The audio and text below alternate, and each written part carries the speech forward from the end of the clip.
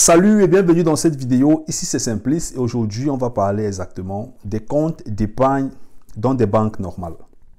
Donc si cette thématique t'intéresse, je t'invite à rester jusqu'à la fin de cette vidéo.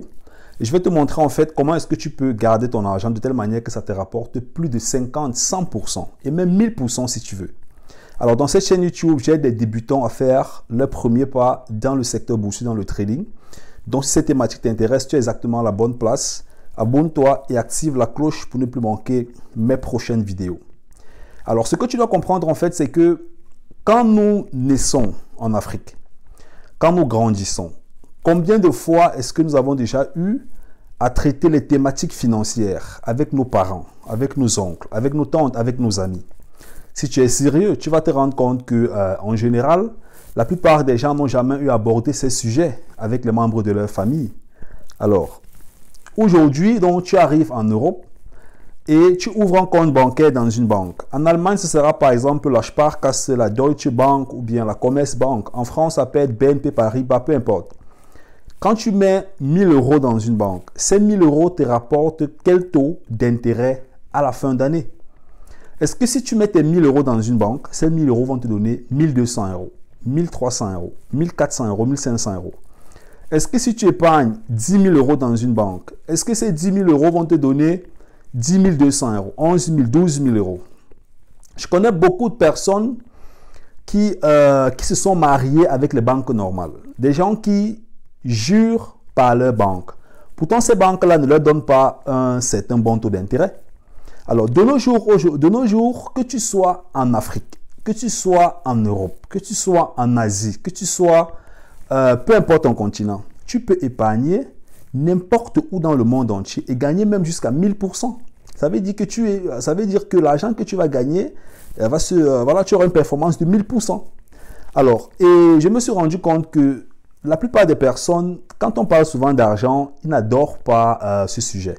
Il y a des gens qui vont dire, oh, tout ce n'est pas l'argent. L'argent, ce n'est pas tout dans la vie. Ouais, l'argent, ce n'est pas tout dans la vie, mais le téléphone avec lequel est-ce que tu regardes cette vidéo, ça va coûter de l'argent. Je ne sais pas s'il y a quelque chose chez toi, dans ta maison, que tu as eu gratuitement.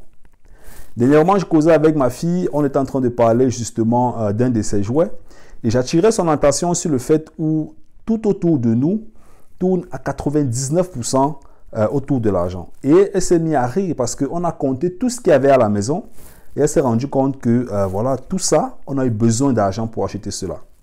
Et toi qui écoutes cette vidéo, peut-être tu es parent, peut-être tu as des enfants. Et je t'invite vraiment à souvent faire ce genre d'exercice avec tes enfants parce que si tu ne fais pas ces exercices, ils ne vont pas comprendre en fait que l'argent est aujourd'hui et a toujours été au centre en fait de beaucoup de transactions, de beaucoup de problèmes dans la société. Ça veut dire que quoi? Ça veut dire exactement que au lieu de rester et de te dire que voilà, ma banque, j'aime ma banque, hein, c'est une très bonne banque. Il ne s'agit pas de dire que ta banque est une bonne banque. Il s'agit de combien d'intérêts, de comment est-ce que l'argent que tu gardes dans cette banque, qu'est-ce que ça te rapporte en fin d'année? Pourquoi tu gardes ton argent dans la banque ou est-ce que tu es en train de garder actuellement? C'est l'une des questions qu'il faut toujours se poser. Est-ce que tu es né avec des connaissances en finance? Non. Alors, si tu n'es pas né avec des connaissances en finance, comment est-ce que tu fais pour compléter tes connaissances en finance aujourd'hui? Beaucoup de personnes n'aiment pas la thématique financière. Ils n'aiment pas parler d'argent. Ils n'aiment pas parler de sexe. Ce sont les deux sujets, notamment nous les Africains. Il y a le sexe et puis il y a l'argent. Ce sont des sujets dont on n'aime pas aborder. Hein? Des sujets où voilà, tu vas te retrouver quelque part avec un groupe d'Africains. Si tu soulèves la thématique financière, il y a des gens même qui risquent même de fuir, de se lever et de partir. Tu parles du sexe, il y a d'autres même qui vont commencer à se sentir mal à l'aise. Pourtant, ce sont des sujets intéressants. L'argent, c'est comme le sexe, c'est comme la santé, c'est comme le sport, c'est comme l'éducation, c'est comme plein d'autres domaines, les relations. Ce qui fait qu'il est important de parler d'argent, que ce soit en couple, que ce soit avec des frères, que ce soit avec ses parents. Moi, je me suis rendu compte ces dernières années, à chaque fois que je cause avec ma mère au Cameroun, je lui pose des questions techniques sur le plan financier.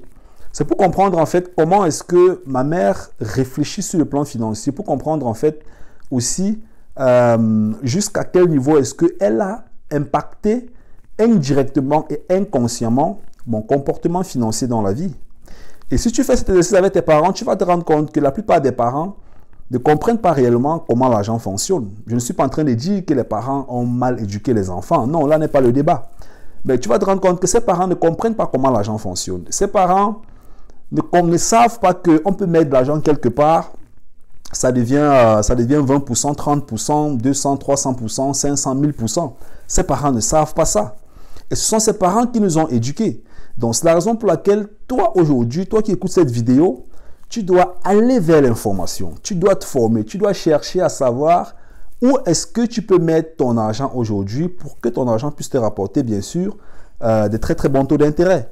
Le but, ce n'est pas de détruire le capital. Quand tu mets de l'argent dans une banque normale, c'est un peu comme une sorte de caisse. Ça t'apporte complètement rien du tout.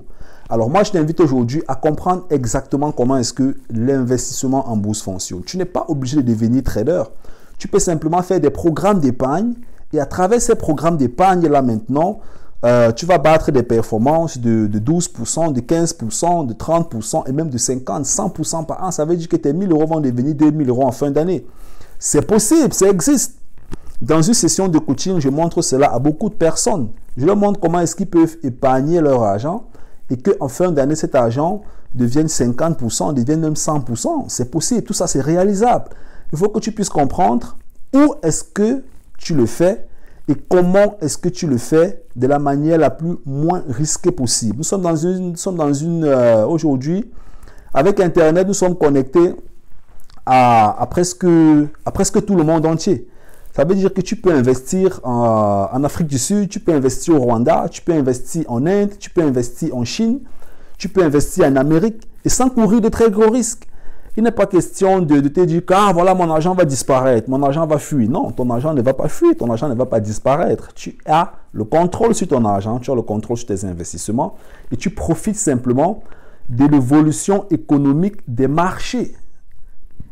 Pardon, tu profites de l'évolution des marchés sur la scène mondiale. Et c'est de ça qu'il est question. C'est ça que j'enseigne exactement à tous ceux-là qui suivent en fait mes programmes d'accompagnement, mes programmes de coaching. Donc, lance-toi aujourd'hui, forme-toi en finance, c'est important.